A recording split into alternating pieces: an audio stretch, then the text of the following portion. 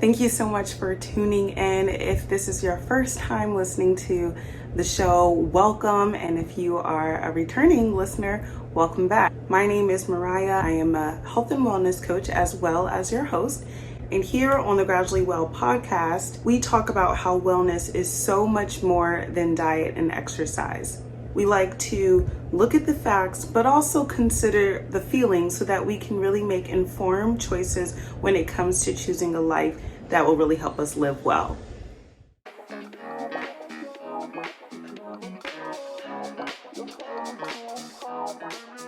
This episode is special to me because this is something that I am actively working on. This episode is going to be particularly helpful to you if there's something that you've been wanting to start again, a new goal, a new health or wellness goal, or something that you wanted to try and you've never done it before. So maybe you've been saying, okay, I need to start reading for fun again. I need to start moving my body again. I need to get the house organized. I really need to get my systems in place. Anything like that, this is the episode for you. And before I forget, I do have a special announcement, but I'm gonna wait to share it at the end of the video. So you're gonna wanna stick around for that because it's pretty exciting. But other than that, what we're going to do is we're going to start off with some misconceptions or things we tell ourselves when we're trying to get back into the flow of things. Then we'll go into like a little bit of the technical terms, and I'll give you the name of what this type of behavior is called. And of course, I will share how I relate to this whole process as well of starting and delaying and just trying to get back on track. And then we'll wrap up with an action step that you can take with you and start even today. So let's talk about it. So you know how when you set a new goal out for yourself, like say cleaning the house or just getting yourself together in systems, you're like, okay, I really need to get organized and choose a day of the week to always do my laundry or whatever. It could be, okay, I need to finally get back into my workout routine, whatever the goal is. You think that, and then all of a sudden, like the floodgates of thoughts and doubts come in as well. So you may say things or think things like, oh, it's going to be so annoying. Oh, it's going to take so much time. Oh, it's going to be so hard. Or you may even think about how the time commitment is just a really big ask, and it's just going to take a lot of energy to think about where this fits in your current routine, your daily life. And what happens when we do that? This results in procrastination. We delay getting started, right? And, you know, there's numerous reasons why we do that. We can come up with really good reasons why it's hard to get started. It's not just an easy get up and just do it a lot of times. Now, what I have found is that the concerns that we list or that we tell ourselves when we think of the goal that we want to do, but the reasons why we can't do it, is that they're not just excuses. They're not invalid concerns, right? Is finding time to do the laundry and clean the bathroom hard or inconvenient at the least? Yeah, but is it, so challenging to do that it's impossible? Not necessarily. If I know way back when in diet culture and stuff, I don't know if people still say this now, but they say like, okay, if you're going to start this diet, it's a good one if it's something you can stick to for the rest of your life. And maybe some people that kind of advice really helps, but I personally used to find that really overwhelming because I'm like, I don't know if I can stick to this for the rest of my life, so that can be an overwhelming thought too. And you're really not going to know if it's something that you can do consistently for a long time until you at least try it, because then you can rule things out and change it up. And I know that just sounded super cliche, you're not going to know until you try. And I know that that's not new information for you. But you know how people say there is a little bit of truth in every joke you tell? Well, I think the same thing applies to this concept. There is some truth in the excuses or reasons we say why we can't move forward, right? Starting something over again or learning something new is sometimes inconvenient, or there's more energy that you need to give, and sometimes you don't feel like you have that energy to give.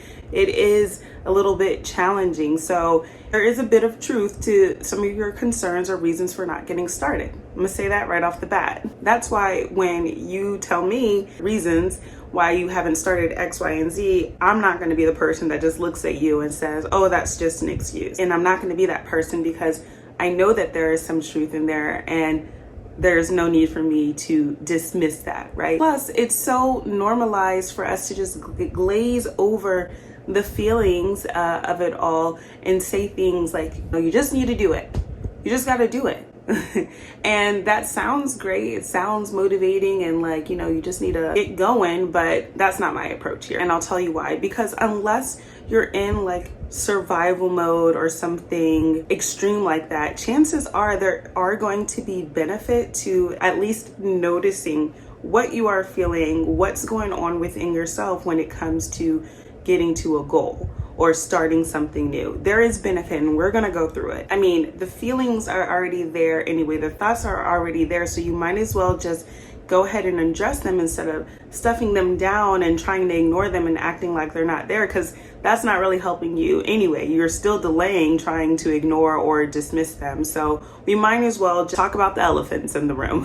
What I'm trying to get you to see is that, we've been conditioned to just glaze past feelings. And then, I know there's people that are like, everything's not about feelings, and it's not. And that's why it's a twofold thing. The facts and the feelings matter, right? What's actually going on and how you feel is going about what's going on can coexist, and we can address both. But what I'm trying to get you to see here is that increasing that awareness of what is going on within yourself is going to give you so much insight and really prove to be beneficial in helping you make the decisions that you need to make to not only just reach your goals, but create the type of lifestyle you want and to live well. And the other thing that's important to realize is, while finding time to organize the house is challenging to do, it is important to stop yourself from filling in the narrative of all these things that are going to happen when you try, right? It's easy to kind of exaggerate or really lean into those reasons why we can't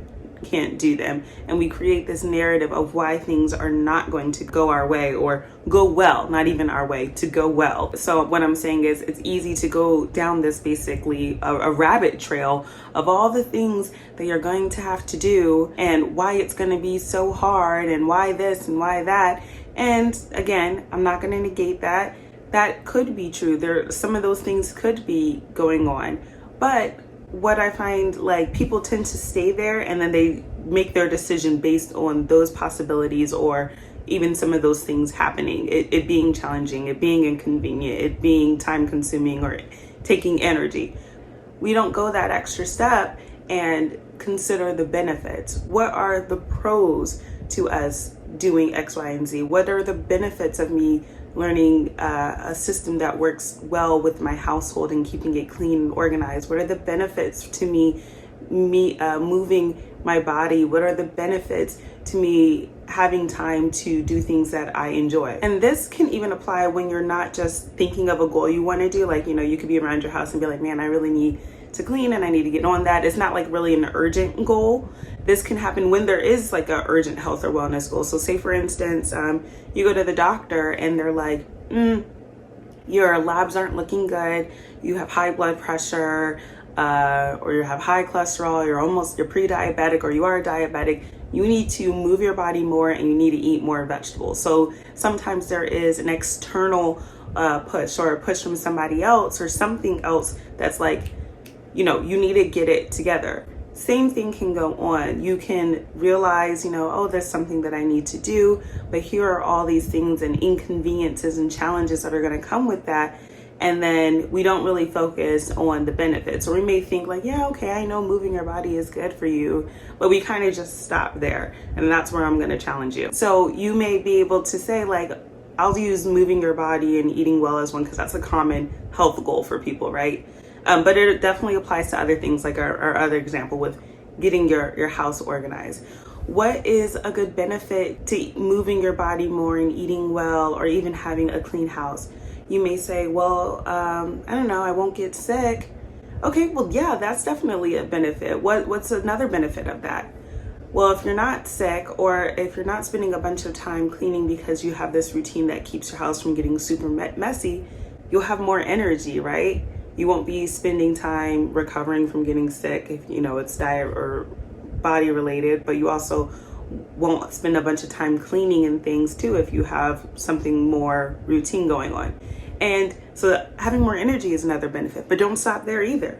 What would you do if you had more energy? You might say, wow, I mean, if I had more energy, I could hang out with friends more. I'd have time to actually check up on people. I'd have time to go do things that I like or get back into things I used to do, whether it was drawing or painting, photography. Those are all the pros too to moving your body or cleaning your house or eating vegetables. You see how we can take the pros further instead of just stopping at, I mean, I'll be healthier.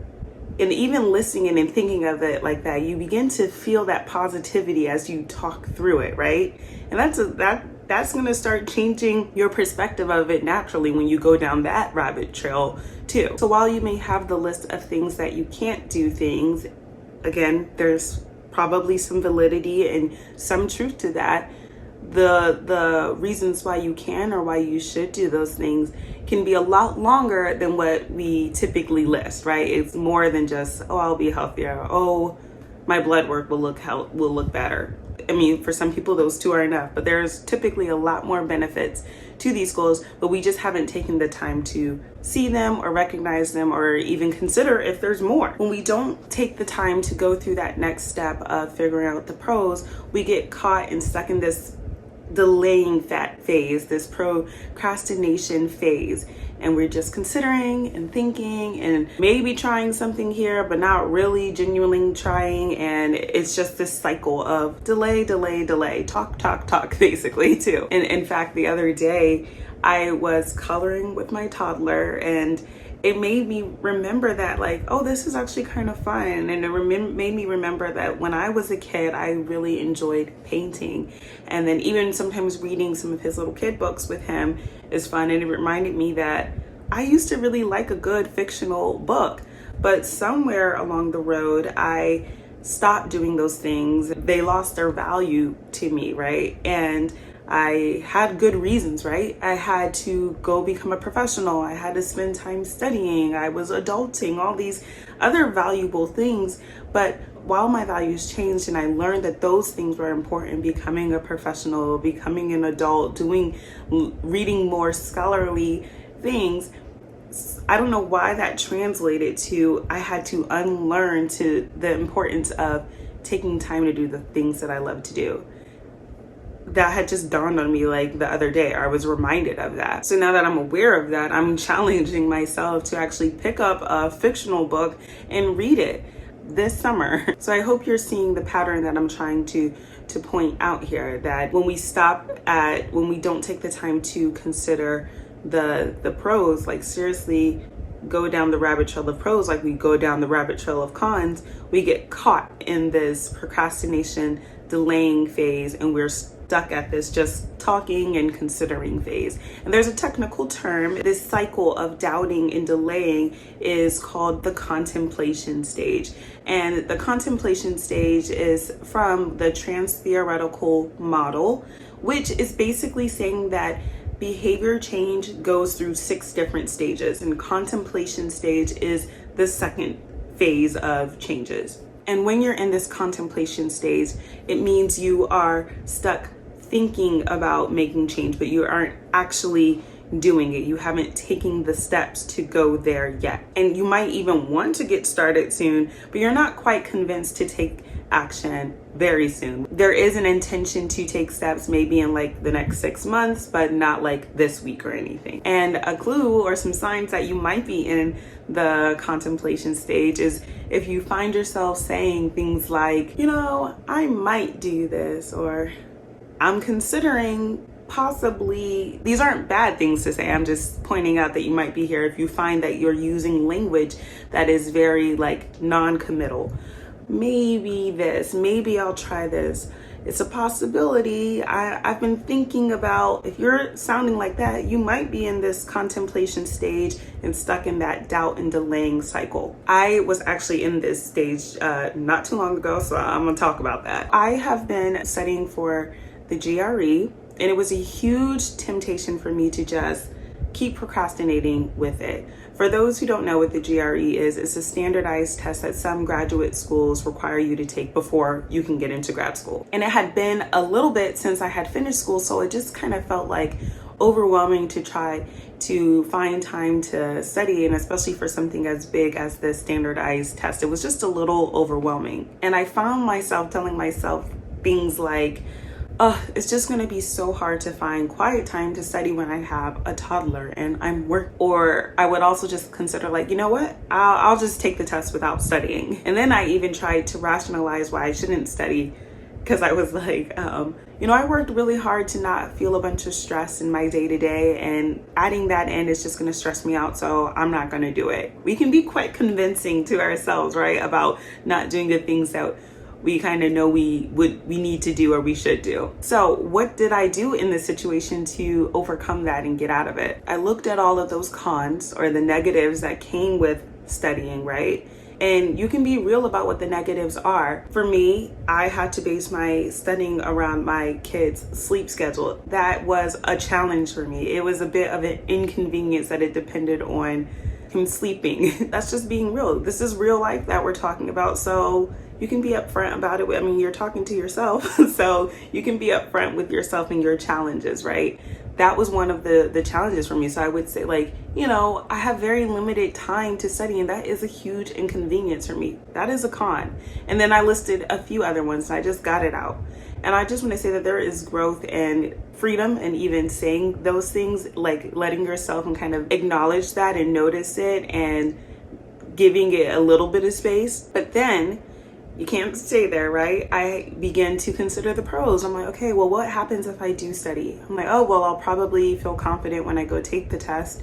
Oh, I'll probably do really well on the test. And I started to feel a little bit better, but it still quite wasn't enough, because those are things that I already knew that would be beneficial. Sometimes when we think of things or health goals or whatever, it's not hard typically to think of a few pros. Like back to our example with the doctor saying you need to eat more vegetables and move your body. We all know a few benefits of eating healthy and moving your body, right? That's not uncommon. We can just list those pretty quickly. My labs will look good. I may lose some weight or gain some weight, whatever way you need to go. You might say I might live longer. All those like off the cuff things that we can say. But the issue here is, studies show that when you have, say you have a list of cons or negative, there's 5 things, but say you can also list 5 positive. Studies show that when you are equal, less than or equal, or even a very close in number, your human behavior is going to go to the negative side. I could see 5 positives to eating well or studying for the GRE, but if I have the same amount or close to the same amount of cons, I'm probably still just going to be caught in that contemplation stage. So what you have to do to really get out of it is list even more pros. Really dig deep and figure out what other benefits are there to you accomplishing the goal of having an organized space. How is it going to make you feel? How is it going to truly help you, even in the smallest way? You might be able to say, I'll stop tripping over dog toys or something random, that is a pro. And that is what's going to really begin to shift your perspective to starting to see and believe that it is worth it to pursue this goal. Now, thinking of the benefits and everything may not come naturally. A few of them might. You might be able to say a few off the cuff, but to really get that list, kind of a good list, long and the clear winner out of the pros and cons list, it might take some time. Like I said, studying for my GRE, it took me a couple months to really start going and being serious about studying. And it's because I had to really take the time to see some benefits so that I would see the value. And that is completely normal for it to take time. You should expect for it to take some time or some work. Not saying it's always going to take months, but don't be surprised if you can't list all the pros or immediately when you first try, because you weren't even thinking about it before. It's not in your subconscious right now. You're just thinking about all the negatives. So it takes a little bit to get a good list of pros or reasons why you should pursue whatever goal it is you want to do. So I don't want you to take it taking time as a sign that, you shouldn't do it. It's something new that you're doing. You have to learn and go through the process of embracing that and learning how to think of the positives and think of the benefits that are actually going to affect you. And I also want to point out that I never said to erase the con list or convince yourself that they're not there, right? This is part of well-being. I've said before in previous episodes that I like to look at well-being, or one of the definitions that I like to use is that with well-being, it's the ability to see the good and the bad in both situations, right? This is a perfect example of doing that. You can say, okay, I really need to clean my home, and look at the cons and look at the pros, and being able to acknowledge and hold space for both, but know where you want to go and switch from focusing on where you don't want to be, the cons list, to where you want to be, the pros list, and really begin to focus and build that up so that you can make that mental shift and you can be convinced or motivated or whatever word you need to fill in there to actually start pursuing the goal. So again, sometimes people want to convince you that your concerns aren't valid, or they want you to just glaze past it and just do it. Or they'll even try to shame you for the challenges that you see in your situation or that you are personally facing. But my perspective is that ignoring it is actually not going to help you. And getting shamed into doing the right thing is not going to cause lasting change. It's not going to give you the longevity and the peace of mind that you want, right? So we might as well address it. Address the elephant in the room. And of course, again, to reemphasize, I'm not saying to dwell on these cons or the negatives, but there is power in noticing them and acknowledging them. And the part that keeps you accountable for not exaggerating these challenges and really just leaning into those things is taking the time to spend at least the amount of time that you spend on the cons on the benefits, at least that amount of time. That's what's going to keep you from just staying there, right? And then when you do that, nobody has to convince you to try to reach your goal. Nobody has to shame you into it. You'll begin to see it for yourself because you're changing your perspective. Your brain is beginning to see the value in it. And when you believe something, your actions are going to show that you believe it, meaning you're going to start taking the steps because you believe it will be worth it. So what's the thing that you've been doubting and delaying on getting started? What's the thing that you haven't quite been motivated to just go for yet, and you haven't been convinced to start? You already know the cons or the reasons you're not doing it, and you might even know some of the pros, some of the reasons why you should do it. Now it's time to start shifting your focus from the cons to the benefits and really build that list of pros so that you can believe that the work is worth it. And then once you believe it, you'll be able to start making the change, and then you will see it. Believe it, and then you'll see it. So the action steps that you can take with you, again, acknowledge and accept that the cons are there.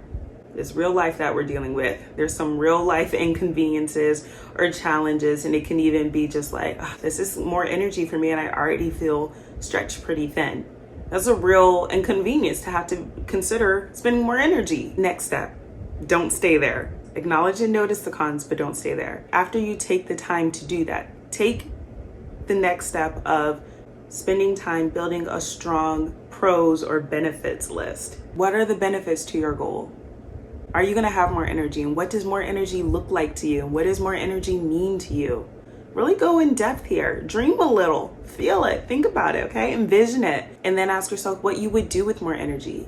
Those are also the pros. Those are pros. Those are benefits. And take your time with this if you need to. Honestly, you could take a piece of paper out or make a list in your phone, write the goal at the top of the sheet or in your notes, and make your pros and cons list, like a running list, so that whenever you think of another benefit, you can go ahead and add it to the list. And that actually might be helpful because sometimes seeing things visually, like seeing, I have 7 cons and I have like 4 pros, so you'll know immediately, I need to really increase this list. I need to up my pros. I need to work on that. So having that visual is going to help you. And maybe if you're already sitting even, pro tip here, try to double the amount of pros that you have cons. So if you have 5 cons on your list, try to at least come up with 10 pros. So that you could, I think visuals sometimes really help. They help me. that might be something that you need to try out too. You have the ability to learn how to do this. It just has to be intentional. Before we go here, I do want to leave you with an affirmation. An affirmation is just a statement that reaffirms something that you already know or something that is true. When I was a kid, I was taught to learn Bible verses. So I memorized a bunch of Bible verses.